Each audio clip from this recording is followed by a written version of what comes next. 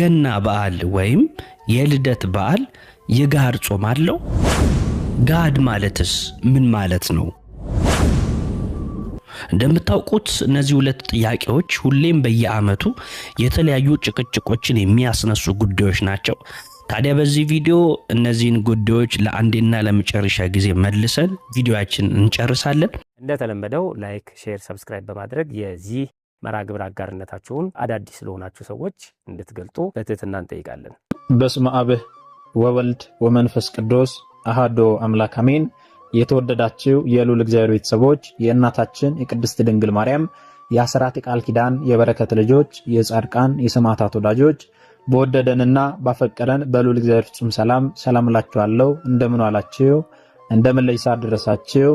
አሜን። እንደ ኃጢአታችንና እንደ በደላችን ብዛት ሳይሆን እንደ ምሕረትና እንደ ቸርነቱ ተመልክቶ እስከዚህ ሰዓት ያደረሰን የአባቶቻችን አምላክ ልዑል እግዚአብሔር ስሙ የተመሰገነ ይሁንልን። እርሱን ጠርተን እርሷን የማንተዋት ንጽሕተ ንጹሐን ቅድስተ ቅዱሳን ቅድስት እናታችን ድንግል ማርያም ዘላለማዊ ስሟ የተመሰገነ ይሁንልን። እንግዲህ ይሄ መርሃ ግብራችን ከናንተ የሚነሱልንን ጥያቄዎች እያነሳን የምንመልስበት መርሃ ግብር ነው። የተለያዩ ጥያቄዎች ካሏችሁ በኮሜንት በማንሳት ስለዚህ ጉዳይ ብትሰራልን የምትሉትን ሐሳብ ማስቀመጥ ትችላላችሁ ማለት ነው። እንግዲህ ወደ መርሃ ግብራችን እናልፋለን። ጾመ ገሃድ ወይም ጋድ የልደት በዓል የጋድ ጾም አለውን?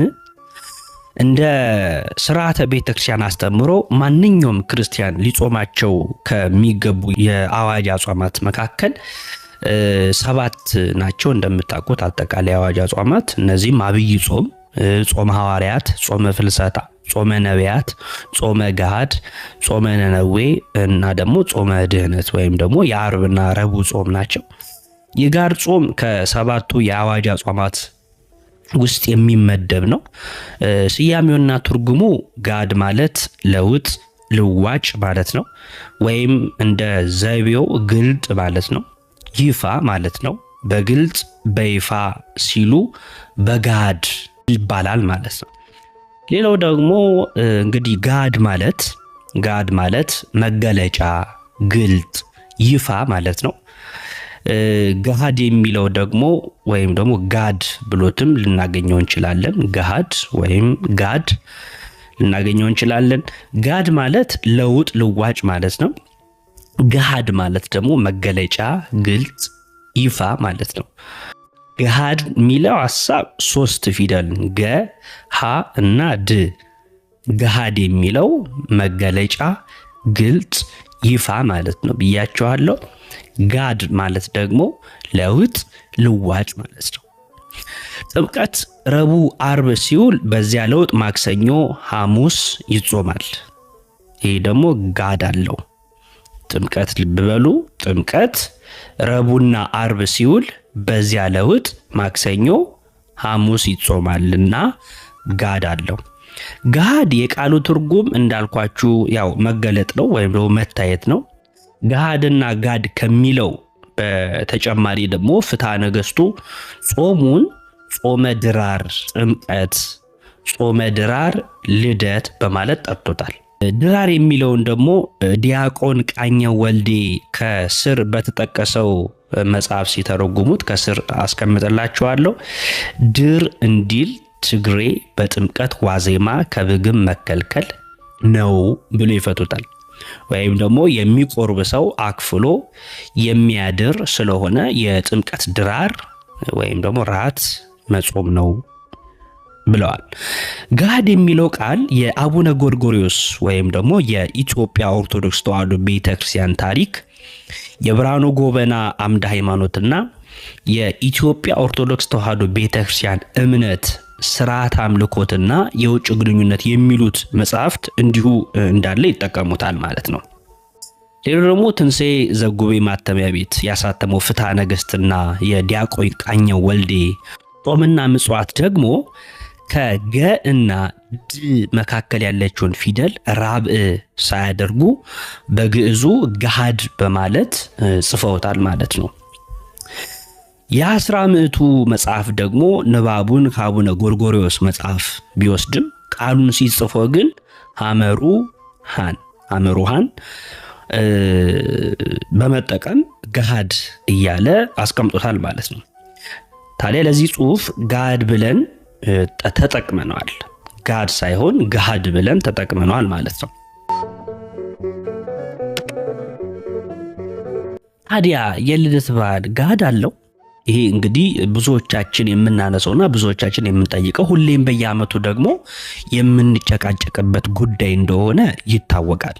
ያው አንዳንዴ በመወቅ አንዳንዴ ደግሞ ባለመወቅ እንዴት አረ ገሃድማ ለጥምቀት ብቻ ነው ያለው ለገና ገሃድ የሚባል ነገር የለውም እንዴት ጾም ላይ ጾም ይጨመራል ብለን ብዙዎቻችን እንግዲህ ጥያቄ እናነሳለን።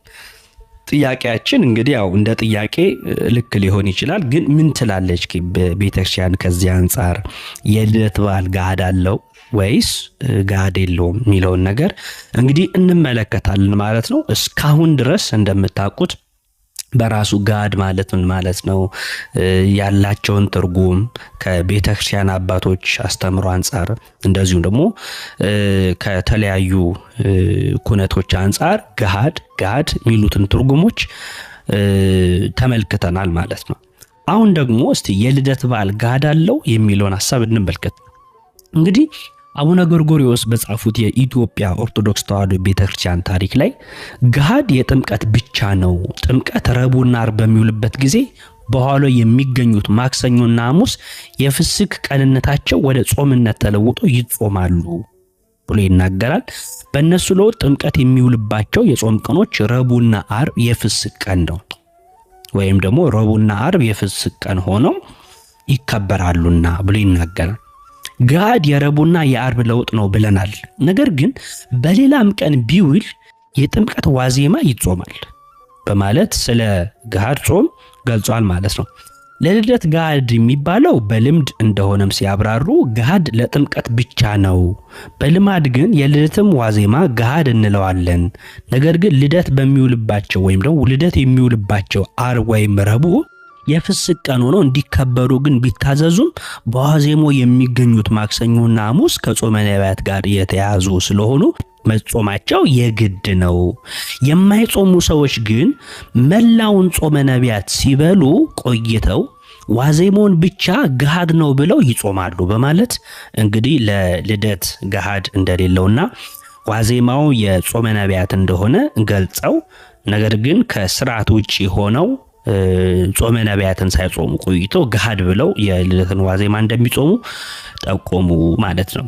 ትክክል መሆኑን አለመሆኑን ሳይገልጹ በአሻሚነት ትተውታል። እንግዲህ ብፁዕ አቡነ ጎርጎርዮስ ቤተክርስቲያናችን በቅርብ ጊዜያት ለዚህ ትውልድ እንዲሆን አድርጋ ካሳተመቻቸውና እንደ ማጣቀሻ ከሚጠቀሱት መጽሐፍት መካከል እንግዲህ ሁለቱ እጅግ ይመሰገናሉ።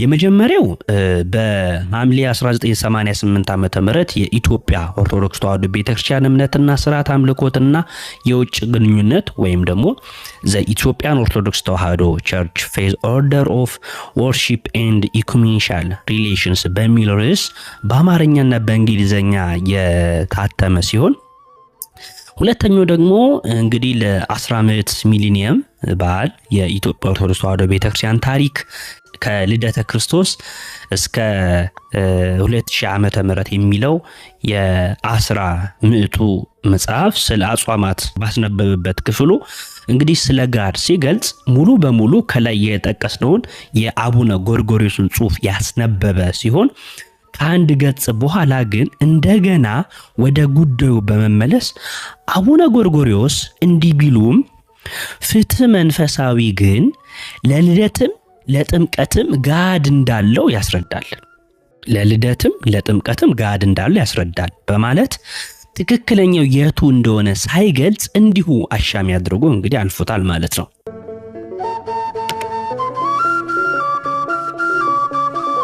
የኢትዮጵያ ኦርቶዶክስ ተዋሕዶ ቤተክርስቲያን እምነት፣ ስርዓት አምልኮትና የውጭ ግንኙነት በሚል ርዕስ ቀደም ብሎ የተዘጋጀው መጽሐፍ ደግሞ ገሃድን በተመለከተ ይህ ጾም በልደትና በጥምቀት ዋዜማ የሚጾም ጾም ነው። ልደትና ጥምቀት ረቡዕና ዓርብ ሲውሉ በሌሊት ስለሚቀደስና ስለሚበላ በለውጡ በዋዜማው ሐሙስና ማክሰኞ ይጾማል። ይህ ጾም በየዓመቱ እንዲጾም በቀኖና ቤተክርስቲያን ተወስኗል በማለት ብቻ ያልፋል ማለት ነው። ብርሃኑ ጎበና ወይም ደግሞ አሁን መልአከ አርያም ቀሲስ ወይም ደግሞ አምደ ሃይማኖት በተሰኙ መጽሐፍ ለጥምቀት ለልደት ብለው ሳይጠቅሱ እንዲሁ በደፈናው የገሃድ ጾም ጥር 10 ቀን ለ11 አጥቢያ ነው በማለት ደግሞ ጽፎታል ማለት ነው። ዲያቆን ቃኘው ወልዴም ጾምና ምጽዋት በተሰኘው መጽሐፋቸው የልደት ዋዜማ ምንጊዜም በነቢያት ጾም ውስጥ የሚቆጠር በመሆኑ መጾሙ ግድ እንደሆነ አስታውሶ የነቢያት ጾም የማይጾሙ ሰዎች ግን መላው ጾሙን ሲበሉ ቆይተው በዋዜማው ገሃድ ብሎ መጾማቸው ስህተት እንደሆነ እንግዲህ ይጠቁማሉ ማለት ነው። በመቀጠልም ለልደት ገሃድ የለውም የጥምቀት ብቻ መሆኑን መረዳት ያስፈልጋል። ለጾመ ነቢያት ገሃድ እንዳለው የሚናገሩም አሉ። ለዚህም የሚያቀርቡት ማስረጃ እስከ ምሽት መጾሙን ነው በማለት ለልደት ገሃድ ብለው እንግዲህ የሚጾሙ እንዳሉ ጠቅሰው ትክክለኛው እንደሆነ በማስረገጥ ሳይጠቁሙ አልፎታል ማለት ነው። የቤተክርስቲያናችን የሥርዓት ምንጭ የሆነው ፍትሐ ነገሥት በእንተ ኩሎሙ አጽዋም ወይም ደግሞ ስለ ጾሞች ሁሉ በሚለው አንቀጽ 15 እንግዲህ የሚከተለውን ደንግጓል ማለት ነው። ድራር ልደት ወጾመ ድራር ጥምቀት ወይም ደግሞ ከነርሱም እንደ አብይ ጾም በመጠንቀቅ የሚሆን አለ። ይህችም ከአብይ ጾም አስቀድማ የምትሆን የዕርቃል ጾም ናት። የነነዌ ሰዎች ጾም 3 ቀን የልደትን የጥምቀት ዋዜማም ጾመ ገሃድ በማለት እንግዲህ ይናገራል ፍትሐ ነገሥት ማለት ነው። የሥርዓት ቤተክርስቲያን ስለሆነ እንደዚሁም ደግሞ የሥርዓተ ቤተክርስቲያን ምንጭ በመሆኑ እኛ እንግዲህ የምንቀበለው ፍትሐ ነገሥት እንደሚለው ነው ማለት ነው። ስለዚህ መጽሐፍ እንደሚል ልንመራ ግድ ነው በማለት በለማድ የገቡ ብዙ ስህተቶች አሉ። ትክክለኛውን ለመያዝ ከምንጩ መነሳት አግባብ ነው። በመሆኑም የልደት በዓል ገሃድ አለውን ለሚለው ጥያቄ እንግዲህ አሁን እንዳልኳችሁ መልሳችን አዎ የልደት በዓል ልክ እንደ ጥምቀት ሁሉ ገሃድ አለው የሚል ይሆናል ማለት ነው። ለዚህ ምንጫችን እንግዲህ በደንብ ለማብራራት ያክል ለዚህ ምንጫችን የቤተክርስቲያናችን የሥርዓት ምንጭ የሆነው ከላይ ያስነበብናችሁ የፍትሐ ነገሥት ንባብ ነው ማለት ነው። እንዴት በጾመ ነቢያት ላይ ደምረን ገሃድ እንጾማለን ቢሉ መልሳችን የሚከተለው ነው። የመጀመሪያው ጾመ ነቢያት ወይም ደግሞ የገና ጾም ከኅዳር 15 ጀምሮ እስከ ታኅሳስ 28 ቀን ለ44 ቀናት ነው የሚጾመው። ከነዚህ መካከል 40ው ጾመ ነቢያት፣ 3ቱ ጾመ አብርሃም ሶርያዊ ሲሆን የቀረው አንድ ቀን ደግሞ የገሃድ ጾም ነው ማለት ነው። እንግዲህ በልደት የሚጾመው የገሃድ ጾም በጾመ ነቢያት ውስጥ ተካቶ ይጾማል ማለት ነው። ይህም ማለት ልብ በሉ፣ ይህም ማለት በአብይ ጾም ውስጥ ጾመ ዕርቃልና ሰሙነ ሕማማት ተካተው እንደሚጾሙ ማለት ነው። ያችሁ ይሄ ጾመ ገሃድ በገና ዋዜማ ወይም በገና ወቅት የሚጾም ጾመ ገሃድ የምንለው ልክ ይሄ አብይ ጾም ውስጥ ጾመ ዕርቃል ብለን አንዱን ሳምንት እንደገና ደግሞ ሰሙነ ሕማማትን ጨምረን እንደምንጾመው እንደዛ ሁሉ ማለት ነው። ሕማማት በሰሙነ ሕማማት ውስጥ ተካተው እንደሚጾሙ ሁሉ ፍትሐ ነገሥት አንቀጽ 15 ቁጥር 565 እስከ 567 ተጽፎ እንደምናነበው ማለት ነው።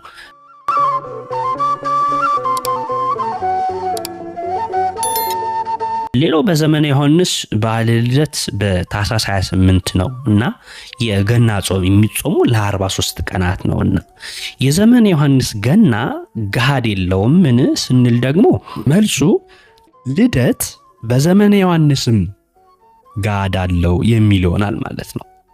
በየትኛውም ወቅት በዘመነ ማቴዎስም በዘመነ ሉቃስም በዘመነ ማርቆስም በዘመነ ዮሐንስም እንግዲህ ጾም ገሃድ አለው ማለት ነው። ገሃድ አለው። ስለዚህ በዘመነ ዮሐንስም ገሃድ አለው የሚል መልስ ነው ያለን ማለት ነው።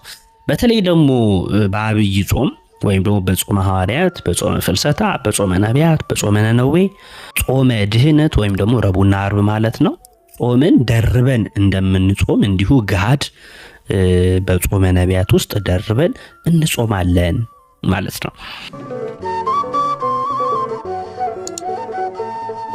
አብይ ጾምን ሳይጾሙ ሰሙነ ሕማማትን ጾመ ዕርቃልን እንደማይጾሙት ጾመ ነቢያትን ከዳር 15 ጀምሮ ሳይጾሙ ለልደት የጋር ጾምን ልጹም ማለት ጸያፍ ነው ማለት ነው። ስለዚህ አንዳንዶቻችን በተለይ በጣም በሚያሳዝን ሁኔታ የገናን ወቅቱን ሳንጾም እቺን እንትኗን እጾማለሁ በሚል በጣም ራሳችን የምናታል ሰዎች አለን። በቤተክርስቲያን ትምህርት ውስጥ የትኛውም ሰው አንድ 7 ዓመት የሆነው ሰው ወይም ደግሞ 7 ዓመት የሞላው ሰው ሊጾማቸው ከሚገቡ አጽዋማት መካከል ወይም ደግሞ በቤተክርስቲያናችን እንደው በልማድም ወይም ደግሞ በፈቃድም እንደዚሁ ነው በአዋጅም ተደንግገው መጾም ከሚገቡን አጽዋማት መካከል አንዱ ጾመ ነቢያት የምንለው ነው ማለት ነው።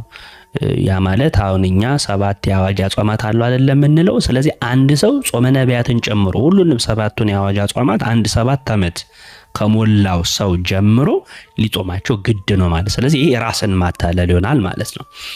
ያ ማለት ከዳር 15 ቀን ጀምሮ ሰው ሳይጾም ለልደት ብቻ የጋድን ጾም ልጹም ማለት እንግዲህ አይሆንም ማለት ነው። ስለዚህ የገና ጾም ገሃድ አለው፣ የገና ጾም ገሃድ አለው። ነገር ግን ገሃድን ብቻ ነው መጾም ሌላውን ቀን አልጾም ማለት እንግዲህ ጸያፍ እንደሆነ ቤተክርስቲያናችን እንግዲህ ታስተምራለች ማለት ነው። ቤተክርስቲያን ለማይጾሙ ሰው ብላ የምትሰራው ስርዓት ስለሌለ ማለት ነው። ለማይጾም ሰው ጋድ አለ ማለት ሞኝነት ነው። እንደምታውቁት ጾመ ነቢያት ሳንጾም ጋድን ጾመን ልደትን እናክብር ማለት ንስሐ ሳንገባ ልክ ስጋው ደሙን እንቀበል እንደማለት ያህል ስንፍናና ድፍረት ነው ማለት ነው። እንግዲህ የጌታ ልደት በዓል ገሃድ የለውም የሚሉት የሚያቀርቡት አንድ ምክንያት ምንድነው? ገሃድ ለተባለው ለአንዱ የጾም ዕለት ሰላም እላለው የሚለውን እንግዲህ የስንክሳር የጥር 10 ንባብ ነው። ሆኖም ዋህድ አንድ የተባለው በተከታታይ ቀናት ሳይሆን ለአንድ ቀን በልደትና በጥምቀት ዋዜማ የሚጾም በመሆኑና ከ7ቱ አጽዋማት እንደ አንዱ የሚቆጠር በመሆኑ ነው ማለት ነው። አንድ የተባለው ገሃድ ጾም አንድ ነች የተባለው እንግዲህ ከአጽዋማት አንዱ እንደ አንድ የሚቆጠር በመሆኑ ነው እንጂ ሌላ ምክንያት የለውም ማለት ነው። ሌላው ከ7ቱ አጽዋማት መካከል የሚቆጠሩ አጽዋማትን አንድ ብለን እንደምንቆጥር ጋድንም አንድ ማለቱ ነው እንደማለት ነው። ገብታችኋል? ከ7ቱ አጽዋማት መካከል የሚቆጠሩ አጽዋማት አንድ ብለን እንደምንቆጥረው ሁሉ ጋድንም አንድ ማለቱ ነው። ታዲያ እነዚህን ከተመለከትን ዘንዳ ደግሞ አንዳንድ ሰዎች ምን ብለው ይጠይቃሉ? ልደት ረቡዕ ከዋለ ይጾማል ወይስ አይጾምም? ልደት ዓርብ ከዋለ ይጾማል ወይስ አይጾምም እያሉ የሚጠይቁ ሰዎች አሉ። ለዚህ ደግሞ ምላሹ ምንድነው ካላችሁ ለስም አጠራሩ ክብር ምስጋና ይግባውና የጌታችን መድኃኒታችን የኢየሱስ ክርስቶስ የልደት በዓል ሰውን ብቻ ሳይሆን ፍጥረትን ሁሉ ያስደሰተ ልዩ በዓል ነው። ልዩ በዓል ነው። በዚህ ልዩ የደስታ ቀን ደግሞ ማዘን ተገቢ አይደለም፣ መጸጸት ተገቢ አይደለም፣ መጾም ተገቢ አይደለም። የክርስቶስ ልደት ለስጋችንም ለነፍሳችንም ለመንፈሳችንም ድህነት ነውና በዕለቱ በስጋም በነፍስም በመንፈስም ሐሴት ማድረግ ያስፈልጋል፣ ደስ ልንሰኝ ያስፈልጋል። በዕለቱ ስጋችንን በጾም መጎሰም አይገባም። ቅድም የጠቀስናቸው መጽሐፍት ሁሉ የልደት በዓል ረቡዕም ዋለ ዓርብም ዋለ በቤተ ክርስቲያን ሥርዓት እንዲገደፍባቸው የሚያዙ ናቸው። ስለዚህ ፍትሐ ነገሥቱም ደግሞ ስለዚህ ነገር ሲናገር ፍትሐ ነገሥት ስለ ጾመ ድነት ወይም ደግሞ ስለ ረቡዕና ዓርብ ጾም ሲያብራራ እንዲህ ይላል። ዳግመኛም በየሳምንቱ ሁሉ ዓርብና ሮብ ጾም ነው። በዓለ ሃምሳ የልደትና የጥምቀት በዓል የተባበሩባቸው ጊዜ ካልሆነ በቀር እንደተጻፈ እስከ 9 ሰዓት ድረስ ጾሟቸው ይላል። ይህ ማለት ዓርብና ረቡዕ በበዓለ ሃምሳ እንዲሁም ደግሞ ልደትና ጥምቀት ሲውሉባቸው እንደማይጾሙ የሚያስረዳ ቃል ነው ማለት ነው። ሌላ ደግሞ አንዳንድ ሰዎች በዚሁ ጉዳይ ምን ብለው ይጠይቃሉ? የገናና የጥምቀት ቅዳሴ ስንት ሰዓት ነው ብለው ይጠይቃሉ። ይህንም ደግሞ ፍትሐ ነገሥት ሲናገር እንዲህ ይላል። አንቀጽ 15 ቁጥር 595 ላይ ስለ ልደትና ጥምቀት ግን በዚያ ዘመን በኒቅያ የተሰበሰቡ ሊቃውንት ቅዳሴው በሌሊት ይሆን ዘንድ አዘዙ በማለት ይናገራል ማለት ነው። ይህ ምንም የማያሻማ በግልጽ የተደነገገ የተቀመጠ ስርዓት ነውና ሌሊት እንደሆነ ሁላችንም የምናውቀው ማለት ነው። ስለዚህ ሁሌም ቅዳሴያቸው በሌሊት ነው። የዘንድሮም ማክሰኞ ሌሊት ነውና ሁላችሁም ልታስቀድሱ ያስፈልጋል ማለት ነው።